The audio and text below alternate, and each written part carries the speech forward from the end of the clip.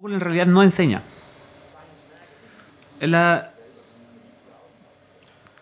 Búsquenlo en la revista Science y pueden googlearlo hoy día si quieren.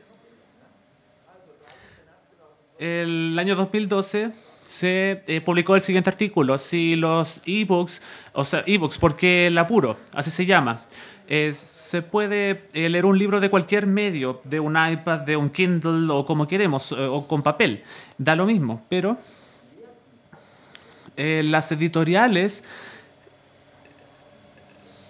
dicen que tenemos que mejorar los libros de trabajo en los colegios y para eso tenemos que hacerlo electrónico porque es mucho más interesante.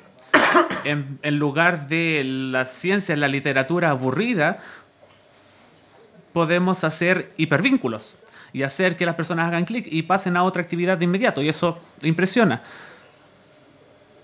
Pero según la literatura disponible, cuando hacemos esto, cuando los libros de texto se hacen electrónicos y se mejoran de forma electrónica, entonces el éxito en el aprendizaje de los estudiantes disminuye, no aumenta. Y la respuesta es fácil, es que el aprendizaje educa, mientras que jugar jueguitos o usar el computador no lo hace. Si se lee, uno reflexiona y la reflexión hace que yo me genere conexiones entre lo que está pasando. Y si es que estoy haciendo clic, en realidad no hay ningún tipo de procesamiento. No puede funcionar el cerebro procesando esa información. Hacer que los libros sean electrónicos en realidad hace que la lectura sea peor y no mejor. Por eso es importante esta situación, porque siempre pensamos hacer algo electrónico para mejorarlo.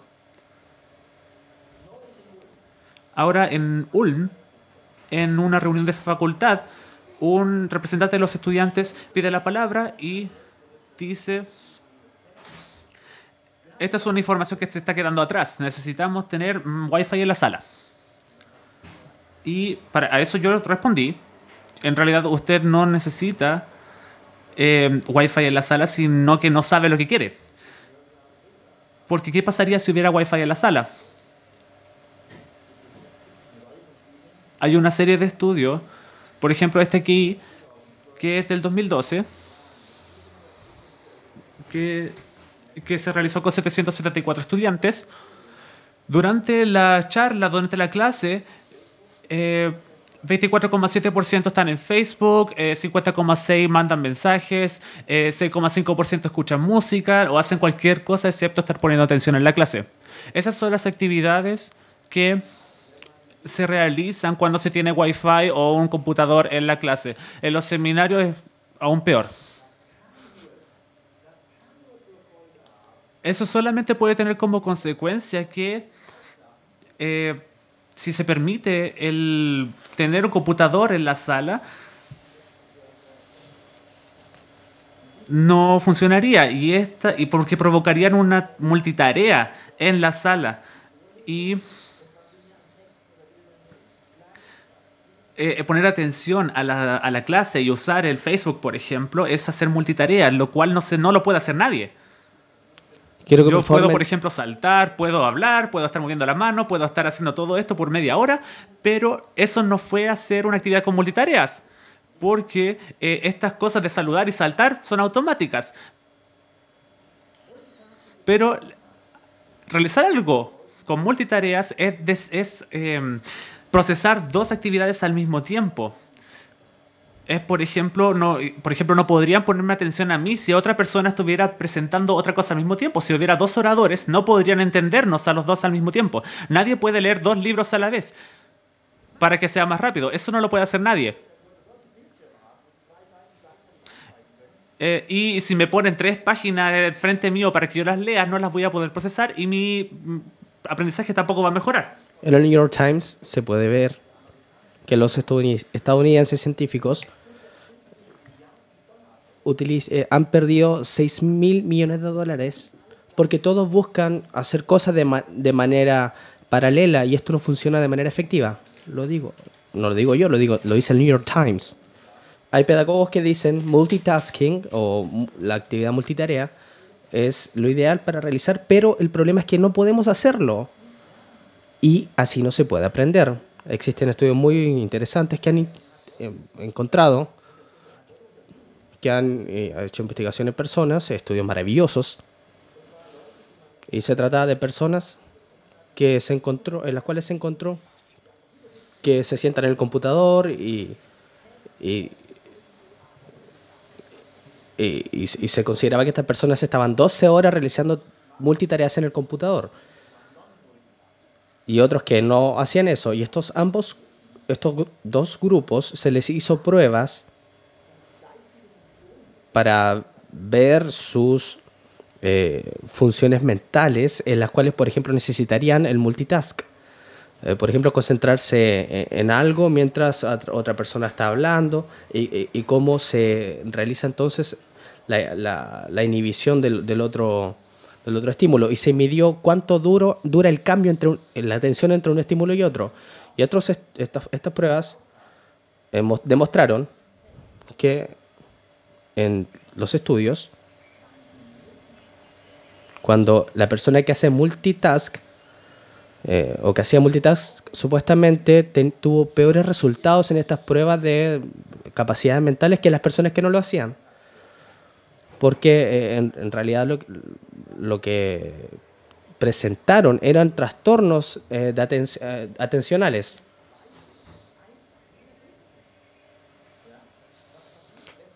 Entonces lo que se demostró con los estudios es que las personas que realizan muchas actividades al mismo tiempo, intentan hacerlo, finalmente terminan con trastornos de atención.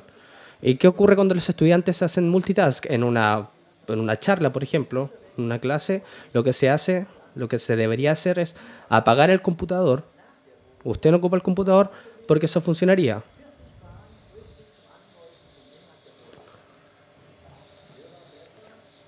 Y ahí se podría, por ejemplo, comparar si usted toma o permite que algunos utilicen computador y otros no, y ahí se puede medir entonces, por medio de una prueba, su desempeño, y se va a encontrar que las personas que utilizaban el computador en la clase tuvieron un peor resultado.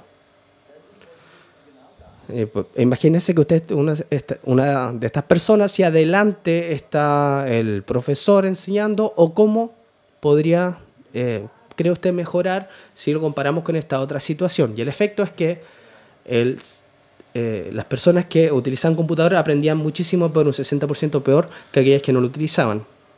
Por lo tanto, este es uno de los estudios más recientes, y lo que se escribió, lo que se publicó, es que la tarea de un profesor hoy en día,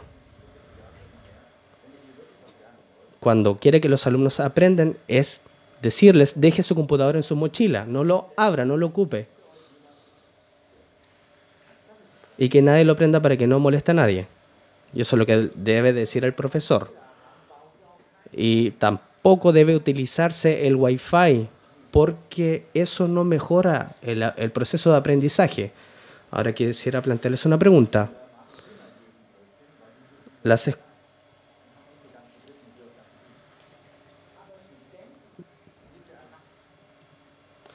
escuelas deberían entonces permitir el uso de estos el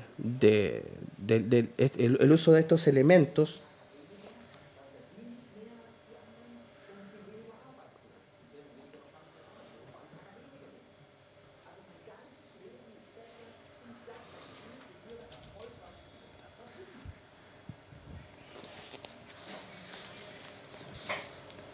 Bueno, cuando digo tenemos esta corrida de maratón y ahí es recién cuando comienza el resto de mi vida.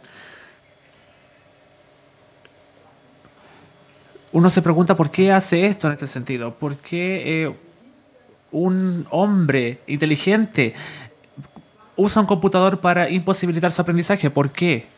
Eso se da también con estudios de la ciencia. Varias mediciones de distintas clases describen el comportamiento de los estudiantes mediante encuestas, mediante observaciones, todo. Es un estudio muy complicado y que concluye algo muy simple, que es la razón racional por la que un estudiante en la primera clase se conecta a la red de internet es buscar si el profesor tiene razón. Y eso hacen los estudiantes. Llegan a Google o chatean con los amigos o ponen su estado de Facebook, etcétera. Y cuando hace esto, para de poner atención y no aprende.